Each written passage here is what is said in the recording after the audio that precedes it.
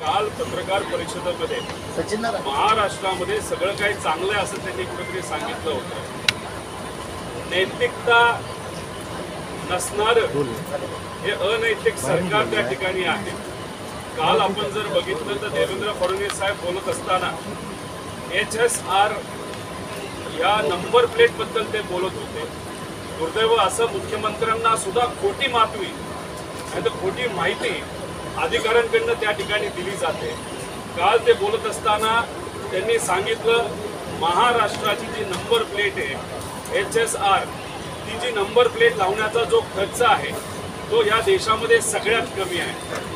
खरं तर बोलायचं झालं तर त्यांना खोटी माहिती मिळाल्यामुळे काल देवेंद्र फडणवीस साहेबांनी पत्रकार परिषदेमध्ये अख्ख्या महाराष्ट्राला त्या ठिकाणी खोटं सांगितलं। याच्यामध्ये आपण जर बघितलं तर गुजरातचं हे GR आहे।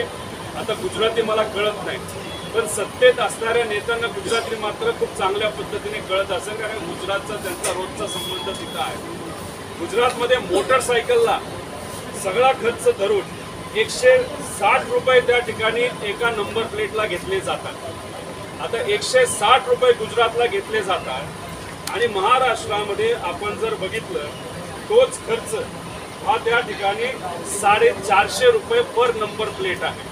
त्यांनी सांगितलं GST वगैरे धरून 450, GST 80 रुपये वेगळा, म्हणजे महाराष्ट्रामध्ये 531 रुपये एका मोटरसायकलच्या नंबर प्लेटला घेतल्या जातात। हे फक्त मोटरसायकल आहे, गाड्या वगैरे तो वेगळा। ही जी कंपनी आहे FTA ही गुजरातची कंपनी आहे, म्हणजे महाराष्ट्रामध्ये सुद्धा गुजरातचीच कंपनी आपल्याला 550 रुपयाला नंबर प्लेट देते आणि FTA कंपनी गुजरातमध्ये 160 रुपयाला देते। त्याचा अर्थ सामान्य लोकांच्या खिशातून ही गुजरातची कंपनी सरकारच्या मदतीने 2000 कोटी रुपये अतिरिक्त त्यांच्या खिशामध्ये त्या ठिकाणी घालणार। कंपनीच्या खिशात चालले का मंत्र्याच्या खिशात हे कुठेतरी त्या ठिकाणी सांगण्याची जरूरत आहे। काल पत्रकार परिषद बघितली तर ते म्हणाले की आमच्यात कुठेही काही चुकीचं नाही, आम्ही कुरघड्या करत नाही। खरं तर फेविकॉलच्या जोडे या सरकारमध्ये असं कुठेतरी त्या ठिकाणी त्यांनी सांगितलं आणि त्याच्यात देवेंद्र फडणवीस साहेबांनी सांगितलं मी कुठेही स्थगिती दिली नाही, मी कुठेही कुठल्या विभागामध्ये त्या ठिकाणी हस्तक्षेप घेतला नाही।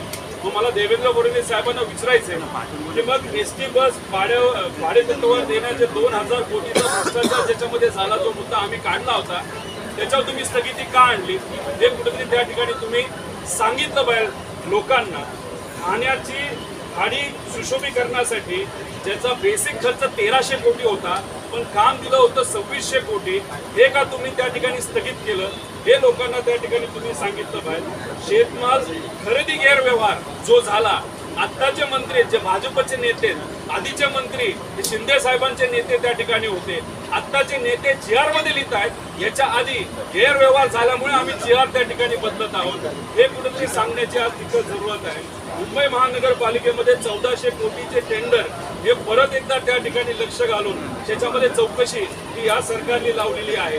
त्याच्याच बरोबर इतरही आपण OSD नेमणूकच्या बाबतीत बोलायचं झालं तर 125 पैकी 109 OSD नियुक्त केले आणि बाकीचे 16 OSD जे होते ते कुठेतरी सेटर होते, सेटिंग करायचे असं त्यांनी सांगितलं। जर देवेंद्र फडणवीस साहेब सांगतात की 16 सेटिंग करणारे तिथं OSD होते, ते OSD कोणाचे होते हे तिथं सरकार लोकांना त्या ठिकाणी त्यांनी सांगितलं पाहिजे। आणि जर तुम्हाला माहिती आहे सेटिंग करणारे OSD होते पण त्यांच्यावर आतापर्यंत तुम्ही कारवाई का केली नाही